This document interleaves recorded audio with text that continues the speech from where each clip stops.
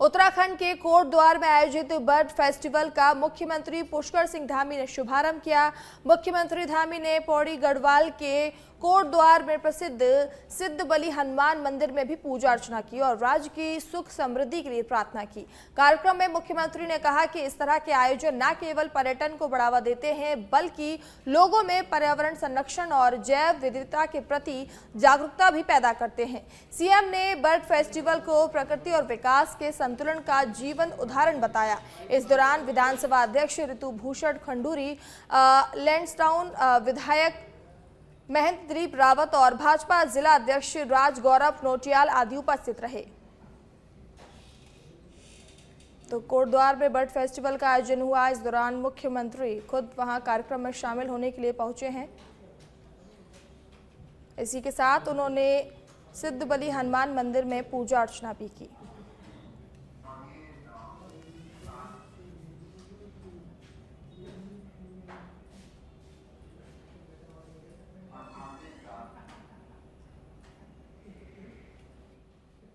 तो सीएम पुष्कर सिंह धामी कार्यक्रम में शामिल होने के लिए पहुंचे हैं। ये आगे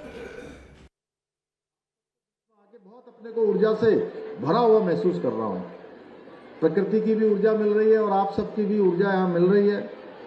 और मुझे बताया गया है कि इस 2 दिवसीय वर्ल्ड वाचिंग फेस्टिवल के दौरान पक्षी पहचान एवं संरक्षण के लिए विभिन्न गतिविधियों का यहां पर आयोजन किया जाएगा और बहुत सुंदर सुंदर यहां पर प्रदर्शनी लगाई गई है। अनेक हमारे अधिकारियों ने, प्रकृति प्रेमियों ने, विशेषज्ञों ने और वन प्रेमियों ने जो फोटो शूट किए हैं वो सच में बहुत अद्भुत हैं। साथ ही युवाओं को जागरूक करने के लिए वर्ल्ड क्विज और वर्ल्ड फोटोग्राफी जैसी प्रतियोगिताएं भी इस फेस्टिवल के माध्यम से आयोजित की जाएंगी। मैं देख रहा हूं कि यहाँ पर स्थानीय जो हमारे उत्पाद हैं उनको बढ़ावा देने के लिए स्वयं सहायता समूह की बहनों ने अपने स्टॉल लगाए हैं और सच में मुझे बहुत आत्मिक संतोष होता है जब मैं अपनी समूह की बहनों को देखता हूं और बहनों की तरफ देखते हुए मुझे लगता है कि हमारी बहनों ने क्या शानदार काम किया। उससे पहले जब वो हमारा धन्यवाद करने लगती है कि आपने जो है हम लोगों के लिए जरूर कुछ कामों को आगे बढ़ाया है, तो मन सच में प्रसन्न हो जाता है। आज भी मेरे साथ यही हुआ कि हमारी समूह की बहनों ने यहाँ पर जो स्टॉल लगाए हैं उनके बीच में जाना बहुत एक जो सुखद अनुभव होता है। पूरे राज्य के अंदर मैं जाता हूँ और मैं देखता हूँ कि हमारी जो बहनें हैं, हमारी जो मातृशक्ति है, सच में मैं अनेकों बार इस बात को कह चुका हूँ कि हमारे प्रधानमंत्री जी ने जो बाबा केदार के धाम में कहा था कि 21वीं सदी का तीसरा दशक उत्तराखंड का दशक होगा, उसको बनाने की, उसकी क्रांति के अग्रदूत कोई बनेगा तो हमारी मातृशक्ति मेरी बहनें बनेंगी। क्योंकि उनके द्वारा जो आज एक से एक शानदार जो उत्पाद बनाए जा रहे हैं, इतने शानदार हैं, इतने अच्छे हैं, बहुत कम संसाधन और मैं जानता हूं कितनी कठिन परिस्थितियां, चुनौतियां उनके जीवन में हैं, लेकिन उनकी प्रसन्नता, उनका कौशल, उनका मिशन बिल्कुल रुकता नहीं है, थकता नहीं है, हारता नहीं है, लगातार आगे बढ़ता जाता है। और साथ ही यह भी मैं देखता हूं कि उनके द्वारा जो उत्पाद बनाए जाते हैं वो इतने अच्छे हैं कि आज बहुत सारी बहुराष्ट्रीय कंपनियां, जिनको मल्टीनेशनल कंपनियां कहा जाता है, उन मल्टीनेशनल कंपनियों से भी अच्छा उत्पाद हमारी बहनों के समूह बना रहे हैं, हमारी बहनें बना रही हैं और उनकी मांग दिनों दिन बढ़ती जा रही है। मुझे प्रसन्नता है कि इस वर्ल्ड वाचिंग फेस्टिवल के लिए आज 12 नेचर ट्रेल्स विकसित की गई है, जिसके माध्यम से नेचर लवर्स को हमारी समृद्ध जैव विविधता, पक्षियों की विभिन्न जो प्रजातियां हैं बहुत सारी लुप्त होती जा रही हैं। हमारे एक बहुत पुराने मित्र हैं जिनको मैं 25 सालों से भी अधिक सालों से जानता हूं। जब मैं भारतीय जनता पार्टी युवा मोर्चा के प्रदेश अध्यक्ष के नाते जब मेरे पास जिम्मेदारी थी, मैं काम करता था, राजीव पुरसोला यहाँ पर थे, अभी फोटो खींच रहे थे, तब मैं उनसे पूछ रहा था कि अब मैं बहुत सारी चीजों में देख रहा हूं कि धीरे धीरे कुछ प्रजातियां हमारी विलुप्त होती जा रही हैं। तो इन विलुप्त होती हुई प्रजातियों को भी हमको बचाना है, उनका भी संवर्धन करना है, उनका भी संरक्षण करना है। उस दिशा में भी ये वर्ल्ड फेस्टिवल बहुत महत्वपूर्ण साबित होने वाला है। ये बैठे हैं राजू परसोला जी, इनका बेटा भी कहीं आया था, कहाँ गया वो? अच्छा, गेस्ट थे। मुझे पूरा विश्वास है कि ये बर्ड फेस्टिवल कोटद्वार क्षेत्र की जो हमारी बहुत समृद्ध जैव विविधता है, यहाँ की जो विशिष्टताएं हैं, जो यहाँ के अनेक हमारे स्थान हैं, जो ऐतिहासिक महत्व के धरोहर है हमारी, उन सभी को एक व्यापक पहचान दिलाने में बहुत सफल हो रहेगा और इस क्षेत्र को ग्लोबल वर्ल्ड वाचिंग डेस्टिनेशन के रूप में स्थापित करने में बहुत महत्वपूर्ण भूमिका निभाएगा। भाइयों बहनों, आज हमने जहां वर्ल्ड फेस्टिवल में प्रतिभाग किया, वहीं हमने आज पूरे पौड़ी गढ़वाल जनपद के अंतर्गत 330 करोड़ रुपए से भी अधिक की 62 विकास परियोजनाओं का आज हमने यहां पर लोकार्पण और शिलान्यास भी किया है। और ये सभी परियोजनाएं क्षेत्र की जो आधारभूत सुविधाएं हैं, उन सुविधाओं को सशक्त बनाने में, नागरिकों के जीवन में, हमारे सीमांत क्षेत्र, हमारे गांव के क्षेत्र, अनेक ऐसे क्षेत्र जहां पर विकास की आवश्यकता है, उन सभी को आगे बढ़ाने में, सशक्त बनाने में बहुत सहायक सिद्ध होंगी। भाइयों बहनों, हमारा राज्य जैव विविधता और वन संपदा की दृष्टि से देश के सबसे समृद्ध राज्यों में से एक है। जहां हमको प्रकृति का आशीर्वाद है, भगवान की कृपा है, वहीं हमारा राज्य आज 71% से अधिक जो हमारा भूभाग है वो हमारा वनों से आच्छादित है। यानी कि हम पूरे अपने राज्य के साथ साथ पूरे देश के लिए भी पर्यावरण के संरक्षण में भी बहुत बड़ी भूमिका अगर कोई राज्य देश के अंदर निभाता है तो राज्य हमारा देवभूमि उत्तराखंड है, जहां पर्यावरण को संरक्षित करने का भी काम होता है, उसके संवर्धन का भी काम होता है। हमारे राज्य के अनुकूल मौसम और भौगोलिक परिस्थितियों के कारण प्रत्येक वर्ष हमारे यहाँ जलाशय, झीलों में साइबेरिया सहित विभिन्न देशों से लाखों प्रवासी परिंदे आते हैं। आप तो जानते होंगे साइबेरिया से जो हमारी चिड़िया आती हैं और फिर वो एक मौसम के बाद वापस भी जाती हैं, आती हैं, जाती हैं, हर वर्ष एक क्रम चलता है।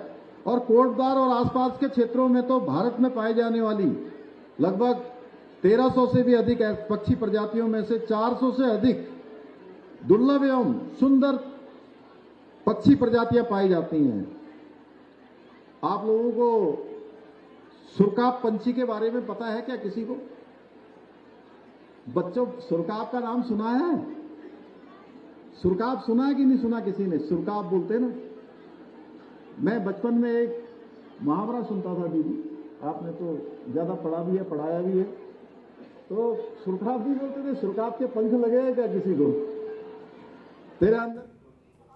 अगली खबर देहरादून से है, जहां पर मुख्यमंत्री पुष्कर सिंह धामी ने प्रदेश के पूर्व मुख्यमंत्री हरीश रावत से उनके देहरादून स्थित आवास पर शिष्टाचार भेंट की और उनका कुशलक्षेम जाना।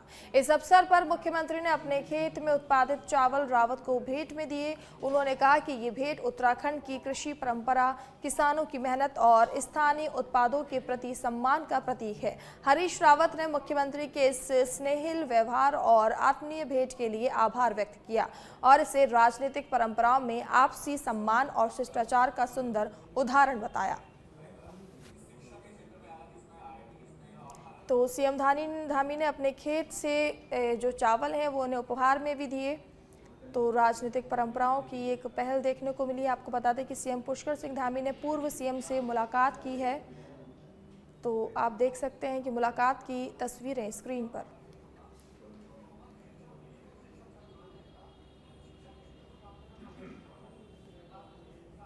राजधानी के विकासनगर क्षेत्र में कश्मीरी युवकों के साथ हुई मारपीट प्रकरण में जम्मू कश्मीर के मुख्यमंत्री ने उत्तराखंड के मुख्यमंत्री पुष्कर सिंह धामी से बातचीत की। वहीं सीएम धामी ने स्पष्ट कर दिया कि उत्तराखंड में सभी का स्वागत किया जाता है, लेकिन अगर कोई गलत काम करेगा तो उसके खिलाफ कड़ी कानूनी कार्रवाई की जाएगी। बता दें कि विकासनगर मामले में पुलिस ने पहले ही कड़ा एक्शन ले लिया है।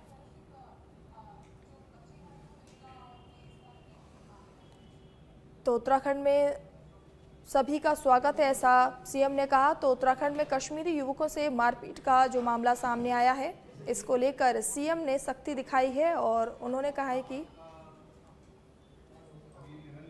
व्यवस्था को बनाए रखना ये हमारी सर्वोच्च प्राथमिकता है और उत्तराखंड के अंदर कोई भी कहीं से भी कोई तीर्थयात्री आए, श्रद्धालु आए, किसी अन्य काम से आए, व्यापार के काम से आए, उसकी सुरक्षा हमारी सर्वोच्च प्राथमिकता में रहती है। और एक प्रकरण आया था और उसमें मुझे वहाँ के मुख्यमंत्री जी से भी मेरी बात हुई थी और उससे पहले ही हमारी पुलिस उस पर पूरी कार्रवाई कर चुकी थी। जो भी जिन्होंने भी ये मारपीट की थी उनके साथ पुलिस ने सभी कानूनी कार्रवाई पूरी कर ली थी। और खबर देहरादून से है, जहां पर मुख्यमंत्री पुष्कर सिंह धामी ने आज उत्तराखंड के पूर्व मुख्यमंत्री और महाराष्ट्र के पूर्व राज्यपाल भगत सिंह कोश्यारी से उनके देहरादून स्थित डिफेंस कॉलोनी आवास पर शिष्टाचार भेंट की। इस अवसर पर मुख्यमंत्री ने उन्हें देश के प्रतिष्ठित पद्म भूषण सम्मान के लिए चयनित होने पर बधाई भी दी और शुभकामनाएं दी। मुख्यमंत्री धामी ने कहा कि ये सम्मान कोश्यारी के दीर्घकालिक सार्वजनिक जीवन और समर्पित सेवा और राष्ट्र सेवा का उचित प्रतीक है। उन्होंने बताया कि कोश्यारी ने उत्तराखंड आंदोलन, राज्य गठन, प्रशासनिक नेतृत्व और संवैधानिक दायित्वों में महत्वपूर्ण योगदान दिया है।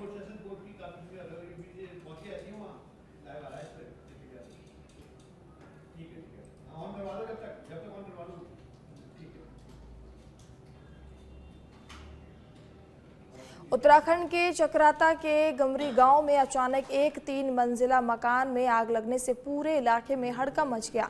जानकारी के अनुसार देवदार की लकड़ी में आग लगने से पूरा मकान आग की चपेट में आ गया। इस भीषण आग लगने से घर में रखा सारा सामान जलकर राख हो गया। वहीं ग्रामीणों ने आग को बुझाने की कोशिश की और कई घंटों की मशक्कत के बाद आग पर काबू पाया गया। वहीं आग लगने का अभी तक कोई भी सही कारण स्पष्ट नहीं हो पाया है। फिलहाल सूचना मिलने के बाद पुलिस मौके पर पहुंची और नुकसान का आकलन करने में जुट गई है। तो ये तस्वीरें आप देख सकते हैं कि आग की चपेट में पूरा मकान जो है जल रहा है। इसमें सारा सामान जलकर खाक हो चुका है। हालांकि अभी आग लगने के कारणों का पता नहीं चल पाया है। उधम सिंह नगर में नशा मुक्त देवभूमि अभियान के तहत वरिष्ठ पुलिस अधीक्षक मणिकांत मिश्रा के निर्देशन में कोतवाली किच्चा पुलिस और एसटीएफ एनटीएफ कुमाऊं यूनिट की संयुक्त कार्रवाई में 1 किलो 33 ग्राम स्मैक के साथ अंतर जनपदीय नशा तस्कर सहनवाज को बीरू नगला रोड दरऊ क्षेत्र से गिरफ्तार किया गया। बरामद स्मैक की अंतर्राष्ट्रीय बाजार में कीमत लगभग 3 करोड़ 10 लाख रुपए बताई जा रही है। पूछताछ में आरोपी ने बताया कि स्मैक उसे बरेली के बेहड़ी क्षेत्र से मिला है। वहीं सितारगंज निवासी हरजिंदर को सप्लाई करने वह जा रहा था। पुलिस पूरे नशा नेटवर्क की फिलहाल गहन जांच कर रही है। माननीय मुख्यमंत्री उत्तराखंड के नशा मुक्त देवभूमि अभियान के अंतर्गत पुलिस महानिदेशक उत्तराखंड के पर्यवेक्षण में लगातार वरिष्ठ पुलिस अधीक्षक उधम सिंह नगर द्वारा ड्रग्स के विरुद्ध कड़ी कार्रवाई की जा रही है। इसी में 30 जनवरी 2026 को एसटीएफ कुमाऊं यूनिट और कोतवाली किच्चा की टीम को संयुक्त चेकिंग के दौरान एक सफलता प्राप्त हुई, जिसमें इस्लाम नगर बहेड़ी क्षेत्र जनपद बरेली के शहनवाज पुत्र इफ्तिकार को पुलिस द्वारा 1 किलो 33 ग्राम स्मैक के साथ पकड़ा गया है। इसके साथ एक मोटरसाइकिल भी बरामद की गई है। इस स्मैक की बाजार में अनुमानित कीमत 3 करोड़ 10 लाख रुपए है। यह स्मैक ये बरेली जनपद से ला रहा था और कुमाऊं में सप्लाई के लिए देने। लोहाघाट में डिग्री कॉलेज नसखोला मोटर मार्ग पिछले 6 माह से बारिश के बाद पूरी तरह से जर्जर और खतरनाक हालत में है, लेकिन लोक निर्माण विभाग की उदासीनता आमजन की जान पर भारी पड़ रही है। ये सड़क जिले के सबसे बड़े शैक्षणिक संस्थान स्वामी विवेकानंद स्नातकोत्तर महाविद्यालय और महर्षि विद्या मंदिर से जुड़ती है और आधा दर्जन से अधिक ग्राम पंचायतों के लोगों की दैनिक आवाजाही का मार्ग है। संकरी और क्षतिग्रस्त सड़क पर रोजाना 10 से अधिक स्कूल बसें, बाइक सवार और छात्र गुजरते हैं, जिससे दुर्घटना का खतरा लगातार बना हुआ है। गड्ढे और धंसी हुई जगहों के कारण लोग घायल हो रहे हैं और जनता सवाल कर रही है कि क्या पीडब्ल्यूडी किसी गंभीर हादसे का इंतजार कर रही है। सड़क की तत्काल मरम्मत और सुरक्षित बनाने की मांग जोर पकड़ रही है।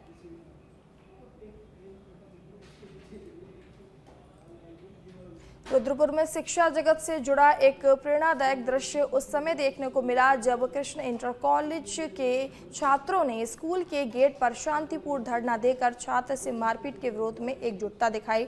बच्चों के अनुशासित और लोकतांत्रिक विरोध ने पूरे शहर का ध्यान खींचा और समाज के विभिन्न वर्गों से समर्थन मिला। धरना स्थल पर डिग्री कॉलेज के अध्यक्ष, पदाधिकारी और समाजसेवी बॉडी बिल्डर मोहित चोपड़ा मौजूद रहे और बच्चों का मनोबल बढ़ाया। उनके शांतिपूर्ण विरोध के सामने प्रशासन और स्कूल प्रबंधन को झुकना पड़ा और सभी मांगों को मानते हुए उचित कार्रवाई का आश्वासन दिया गया। पूरे घटनाक्रम के दौरान पुलिस बल शांति व्यवस्था बनाए रखने के लिए तैनात रहा। समाज सेवी मोहित चोपड़ा ने कहा कि बच्चों के अधिकारों की रक्षा समाज की सामूहिक जिम्मेदारी है।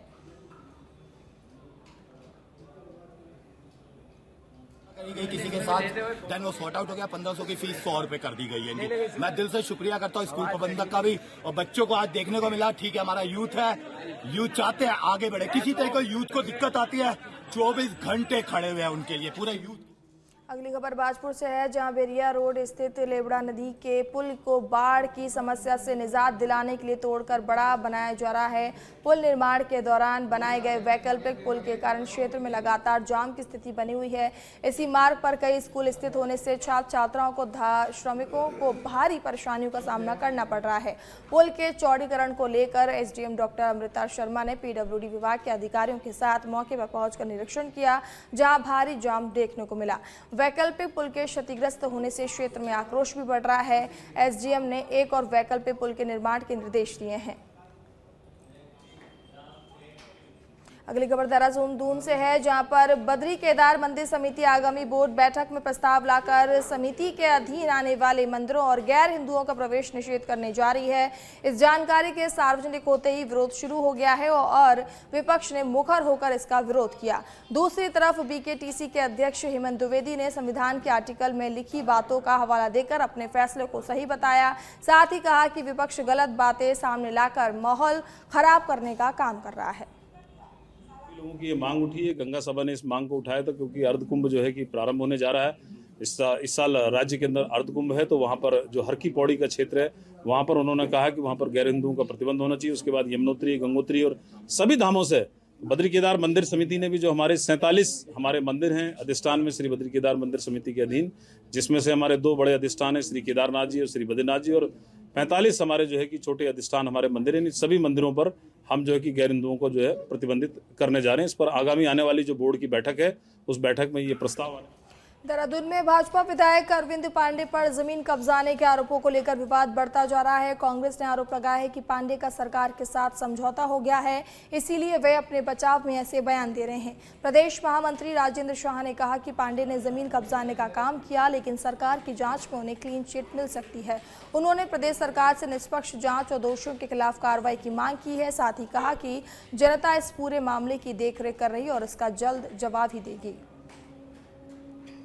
मुझे ऐसा लगता है कि उनका भाजपा में जो अंदर खाते में झगड़ा चल रहा था वो समझौता हो गया है, क्योंकि अगर समझौता नहीं होता तो इतनी बड़ी बात वो नहीं कहते। निश्चित तौर पर उन्होंने ज़मीनों पे कब्जा किया है और कब्जा करते रहे वो, और उनकी ज़मीन का कब्जे का तो बहुत स्पष्ट तौर से भाजपा के सरकार की तरफ से अगर जांच हो रही है तो सरकार की जांच क्या झूठ होगी? कहीं ना कहीं उसमें सच्चाई होगी।